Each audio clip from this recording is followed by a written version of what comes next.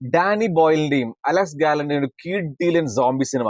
ഇത് ടിപ്പിക്കലി കാണുന്ന ഒരു സോംബി സിനിമയല്ല. ഇത് എക്സിക്യൂട്ട് ചെയ്ത രീതിയും അത് 28 ഡേയ്സ് ലേറ്റർ എന്ന സിനിമ കണ്ടവർക്ക് പെട്ടെന്ന് കണക്ട് ആവും. കഥ പറഞ്ഞ രീതിയാണെങ്കിലും എക്സിക്യൂട്ട് ചെയ്ത രീതിയാണെങ്കിലും എല്ലായിടത്തും ഒരു യൂണീക് സംഭവം നമുക്ക് കാണാൻ പറ്റും. ആ ഒരു യൂണീക് ബെസ്റ്റ് എക്സ്പീരിയൻസ് തന്നെ 28 ഡേയ്സ് ലേറ്റർ എന്ന സിനിമ സമ്മാനിച്ചത്. ആ അതേ വിഷ്വൽ എക്സ്പീരിയൻസ് തന്നെ 28 ഇയേഴ്സ് ലേറ്റർ എന്ന സിനിമയും സമ്മാനിക്കും കാണുന്നവർക്ക്. ഈ ഒരു ഡുവോ അല്ലെങ്കിൽ ഈ ഒരു കോംബോ ആണ് മിസ് ചെയ്തത് 28 വീക്സ് ലേറ്റർ എന്ന സിനിമയിൽ.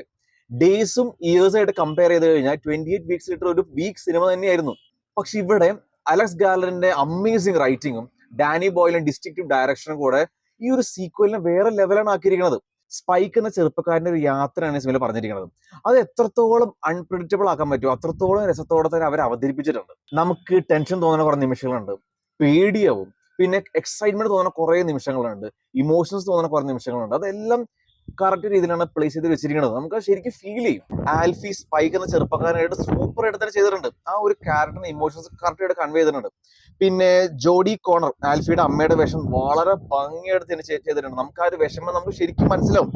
Aaron Taylor Johnson, Ralph Fiennes, Edwin Riding ഇവരൊക്കെ നന്നായിരുന്നു. വിഷ്വൽസ് ടോക്ക് എന്ന് കേട്ടില്ലേ, അതേപോലത്തെ ഒരു ഗംഭീര വർക്കാണ് ആന്റോണി ഡോട്ട് മാൻറ്റിൽ എന്ന സിനിമാറ്റിക് ചെയ്ത് വെച്ചിരിക്കുന്നത്. ക്യാരക്ടേഴ്സിന്റെ ഇമോഷൻസ്, ഓരോ സ്ഥലങ്ങളുടെ ഇമോഷൻസ്, അതെല്ലാം ക്യാപ്ചർ ചെയ്ത് പറഞ്ഞ രീതി വേറെ ലെവലായിരുന്നു. ഇതിലെ ക്യാരക്ടേഴ്സ് കമ്മ്യൂണിക്കേറ്റ് ചെയ്തില്ലെങ്കിലും ഇതിലെ ഫ്രെയിംസ് ഓരോന്നും നമ്മോട് സംസാരിക്കും. ആന്റോണിയുടെ ലെൻസിന് ഇതിലും മികച്ച രീതിയിൽ കഥ പറയാൻ പറ്റില്ല, അത്രയും രസമായിട്ട് തന്നെ ചെയ്തിട്ടുണ്ട്. അതേപോലെ തന്നെയാണ് ആ വേൾഡിനെ ക്രിയേറ്റ് ചെയ്തിരിക്കുന്നത്. നമ്മൾ ശരിക്കും ആ പോസ്റ്റ് അപ്പോക്കാലിപ്റ്റിക് വേൾഡിന്റെ ഭാഗം നമ്മൾ തന്നെ വിശ്വസിച്ചു പോകും. അത്രയും ബിലീവബിൾ ആയിരുന്നു. എഡിറ്റിംഗ് ടൈറ്റൻ ക്രിസ്പ് ആയിരുന്നു. പിന്നെ മ്യൂസിക് ആ ഒരു ഫ്രാഞ്ചൈസിന് ഫുൾ ജസ്റ്റിസ് കൊണ്ടുവന്നിട്ടുണ്ട്. പിന്നെ വേറെ നെഗറ്റീവ്സിനെ പറ്റി പറയുകയാണെങ്കിൽ ഞാൻ ആദ്യം പറഞ്ഞല്ലോ, ഇതിന്റെ കഥ പറഞ്ഞ രീതിയും എക്സിക്യൂട്ട് ചെയ്ത രീതിയും കുറച്ച് ഡിഫറന്റ് ആണ്. അത് എത്ര പേർ കണക്ട് ആവുമെന്ന് അറിയില്ല.